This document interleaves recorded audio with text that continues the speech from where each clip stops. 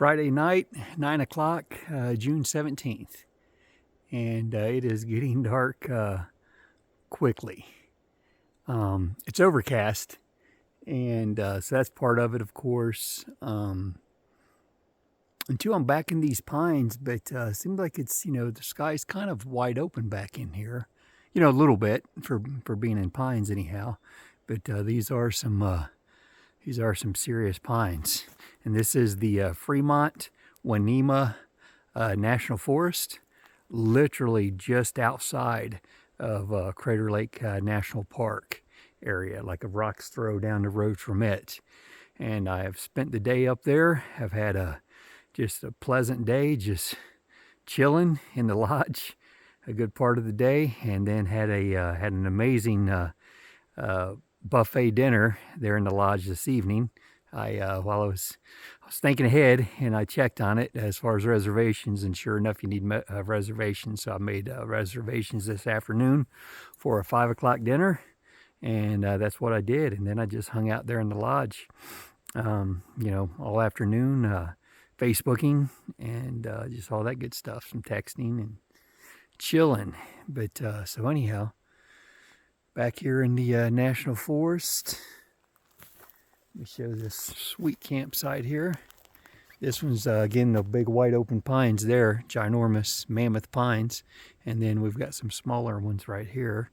And a nice place to just kind of get tucked in. Yeah, so there it is. And the place last night as well, that was also, I'm going to say that was also Fremont. Winema National Forest, because I did say it was two-part name, and I never did, I didn't look it up again, but just seeing the name of this place this evening, I'm like, well, that was obviously the same name, and that was a good ways over there, it was like a good, I did I think total, of driving around. Well, I didn't really do a lot of extra driving around either. Once I got up there at the crater tonight, I just pretty much parked, or this afternoon, so I think I did like 126.4, I think is what it was. So pretty, chill day. It was a good ride getting over too. I'd mentioned Chiloquin earlier, but a town that I didn't mention was like the town before. Let me see. Yeah, I just saw it, 126.4. Yeah, but anyhow, like a town or two before, I guess the first town I hit where I stopped for my first cup of the day was a little town called Bly, and drinking my coffee, hanging out, charging my GoPro, and just hanging out outside. This old local character walks up named Dennis. And Dennis was a character in every sense of the word. He was one of them guys that probably knew everybody, kind of hollered at everybody coming and going and making little comments. Like, guy pulls up and he's like, "Hey, your tire's flat on the other side." And he had told me that actually on my bike. He said, I had a flat tire. And when I told him about going up to Crater Lake, he told me the road up there was closed. I mean, he was just a real, as I said, real character. But it was great to meet old Dennis. He was a neat guy.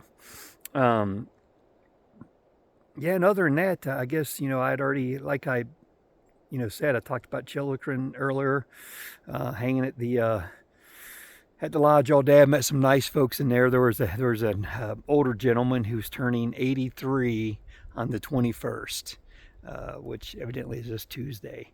But he's turning 83. His wife passed from cancer like 10 years ago. But he has 4 daughters that clearly take really good care of him. These, 4 grown women, probably families of their own and all that stuff. But they're off on a trip with Dad. And they live over, I think all of them lives over in the Idaho area.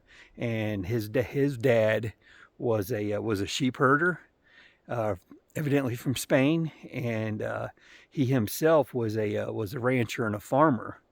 And but just a neat old guy, and just neat ladies. All of them just seemed like they were into their Spanish heritage have actually been, back to Spain. And one of them said had taken her boys, and you could just tell they were like in touch with it.